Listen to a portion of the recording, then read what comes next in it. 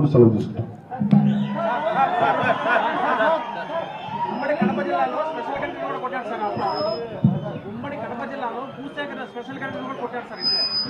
Sir అని చెప్పండి. ఉమ్మడి కడప జిల్లాలో వీటన్నిటికి సంబంధించి నేను ఇది ప్రత్యేకించి క్యాబినెట్ లో చర్చిస్తాం. ఇది క్యాబినెట్ లో చర్చిస్తాం. ఇప్పుడు నా పేషీ కూడా తెలియజేశాను.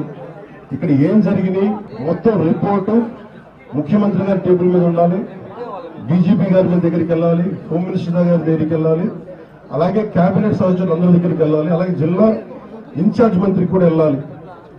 ఇందాక మాట్లాడుతూ ఉంటే ప్రతి చోట ఏమేమి తప్పులు జరిగినాయి, ఎలాంటి మనకి ల్యాండ్ ఎన్క్రోచ్మెంట్స్ ఏం జరిగినాయి కూడా మన దృష్టిలో ఉన్నాయి. అలాగే అడవుల్లో మన బొగ్గుని అక్రమంగా చేసేస్తున్నా, అది కూడా వెంటనే నేను పీసీసీఎఫ్ గారితో మాట్లాడాం.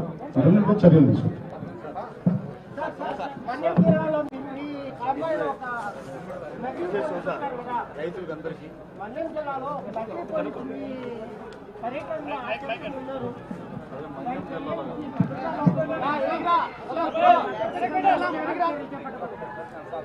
నిజంగా చెప్పాలంటే నా భద్రత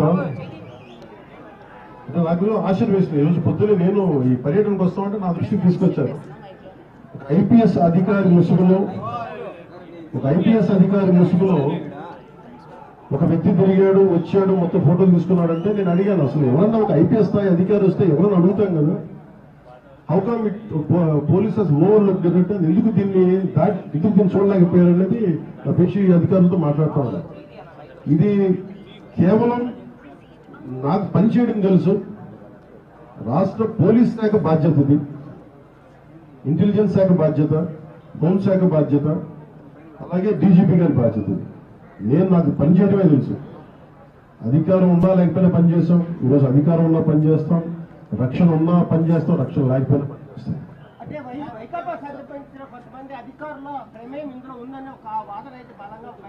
అంటే అది నాకు అంటే నేను వైకాపా విధానాలను ఎదిరిస్తాం, కానీ ఒక మాట మాట్లాడబోయే ముందు దానికి సరైన ఆధారం లేకుండా మాట్లాడకూడదు.